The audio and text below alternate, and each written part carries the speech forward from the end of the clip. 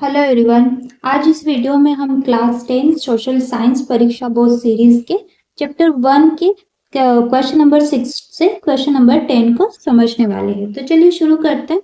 Question number 6 है, what was Zollverein, why was it formed. Zollverein क्या था और इसे क्यों बनाया गया। Zollverein was a custom union. Zollverein क्या था? एक कस्टम यूनियन मतलब सीमा शुल्क संघ था। In 1834 a customs union or Zollverein was formed. 1834 में इसे बनाया गया at the initiative of Prussia. किसके इनिशिएट करने पर? प्रशिया के। It was joined by most of the German states, और इसे अधिकतर जो जर्मन स्टेट्स थे उनके द्वारा ज्वाइन किया गया। The aim of Zollverein was to bind the Germans economically into a nation, और इसका मुख्य उद्देश्य ये था कि जो सारे ही जो जर्मन स्टेट्स थे उनको एक राष्ट्र के रूप में बांधना है। किसके रूप में? आर्थिक रूप में, मतलब पैसों के तौर पर आर्थिक रूप से सारे जर्मन स्टेट्स को एक साथ लाया जाए, ये इसका उद्देश्य था। क्वेश्चन नंबर 7 है, during 1815 name the European powers they defeated Napoleon. 1815 के दौरान उन शक्तियों के नाम हमें बताने हैं जिन्होंने नेपोलियन को हराने में क्या किया, या फिर हेल्प की या फिर हराया। तो जो आंसर है, the powers that collectively defeated Napoleon in 1815। एकात्मक रूप से मतलब मिलकर जिन शक्तियों ने नेपोलियन को 1815 में हराया वो कौन कौन सी थी? Britain, Russia, Prussia and Austria. तो इन देशों ने मिलकर, इन शक्तियों ने मिलकर नेपोलियन को 1815 में क्या किया? हराया। क्वेश्चन नंबर 8 है, the role of women in national struggle are named the women who raised her voice for the rights and equality of women. हमें राष्ट्रीय जो संघर्ष हुए यूरोपियन कंट्रीज में, उनमें जो महिलाओं ने उनमें भागीदारी की, मतलब हिस्सा लिया, उनके नाम बताने, या फिर उन महिलाओं के नाम बताने जिन्होंने महिलाओं के अधिकारों के लिए अपनी क्या की? आवाज उठाई। तो इसका आंसर है the role of women in nationalist struggles. ये हेडिंग है इस आंसर की। राष्ट्रीय जो संघर्ष हुए उनमें महिलाओं की भूमिका। A large number of women had participated in liberal and national movements in European countries. जो यूरोपियन जो कंट्रीज थी, देश थे, उनमें एक बड़ी मात्रा में, बड़ी संख्या में जो महिलाएं थी उन्होंने उदारवादी और जो नेशनल यानी राष्ट्रीय संघर्ष हुए उनमें पार्टिसिपेट किया, भाग लिया। They had formed their own political association. उन्होंने अपने स्वयं के जो राजनीतिक संगठन थे उनका निर्माण किया। स्टार्टेड न्यूज़पेपर, समाचार पत्रों की शुरुआत की। And taken part in political meetings, और जो राजनीतिक मंत्रणाएं होती थी, मीटिंग्स होती थी, उनमें भी उन्होंने भाग लेना शुरू किया। एंड डिमॉन्स्ट्रेशंस, जो प्रदर्शन होते हैं, ठीक है, उनमें भी। Universal male suffrage was adopted in the country and the women were hoping for the voting right. जो यूरोपियन कंट्रीज थे उनमें सार्वभौमिक मताधिकार, जो पुरुष मताधिकार था, वो अपनाया गया। मतलब पुरुषों को वोट देने का अधिकार होगा, वो अपनाया गया।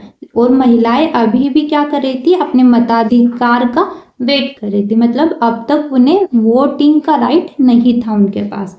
But when the Frankfurt parliament was convened in church of Saint Paul, लेकिन जब जो चर्च था सेंट पॉल, वहां पर जो फ्रैंकफर्ट पार्लियामेंट थी वो बुलाई गई। Women were admitted only as observers to stand in the visitors gallery. तो उन्होंने कहा कि जो महिलाएं होंगी वो सिर्फ क्या करेंगी? वहां पर दर्शक दीर्घा जो होती है, मतलब सिर्फ देखने के लिए होंगी वहां पर, उन्हें मताधिकार का राइट नहीं होगा बेसिकली, ठीक है। क्वेश्चन नंबर 9 है, what steps were taken in 1801 after rise of Britain as a nation. 1801 में जब ब्रिटेन का एक देश के रूप में उदय हुआ तो कौन कौन से कदम उठाए गए? The following steps were taken. तो ये निम्नलिखित कदम उठाए गए थे। आंसर है, फर्स्ट स्टेप है the spread of Anglo culture took place.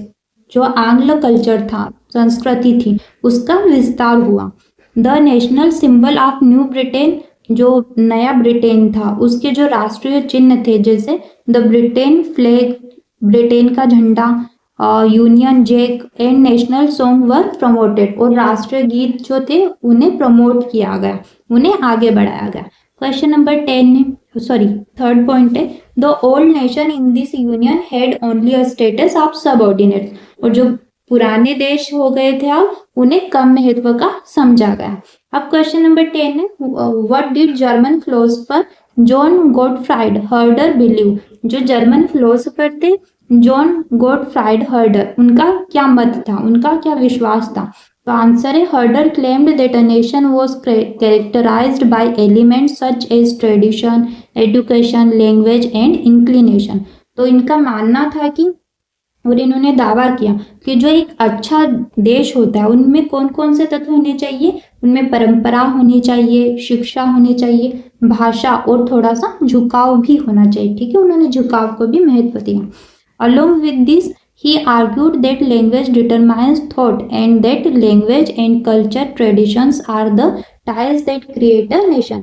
और उन्होंने इस पर भी तर्क किया कि जो भाषा होती है वो विचार को तय करती है, कि मतलब हमें पता चलता है लैंग्वेज के थ्रू कि हमारे विचार क्या है या फिर किसी का क्या विचार है। लेकिन जब भाषा किससे मिलती, परंपरा से मिलती, ट्रेडिशन से मिलती है, तो फिर इससे क्या, किसका निर्माण होता है, देश का निर्माण होता है। ठीक है, ये क्वेश्चन नंबर 6 है। क्वेश्चन नंबर 10 आज हमने कर लिए है। उम्मीद करती हूँ कि एक्सप्लेनेशंस आपको समझ में आई होंगी। अगर अब भी आपका कोई डाउट रह जाता है तो आप मुझसे कमेंट सेक्शन में पूछ सकते हैं। मैं पूरी कोशिश करूंगी आपके डाउट्स को रिजॉल्व करने की।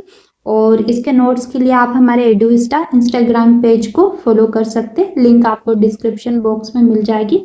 आप हमारे व्हाट्सएप चैनल को भी ज्वाइन कर सकते हैं, उसकी भी लिंक आपको डिस्क्रिप्शन बॉक्स में मिल जाएगी। Thank you for watching.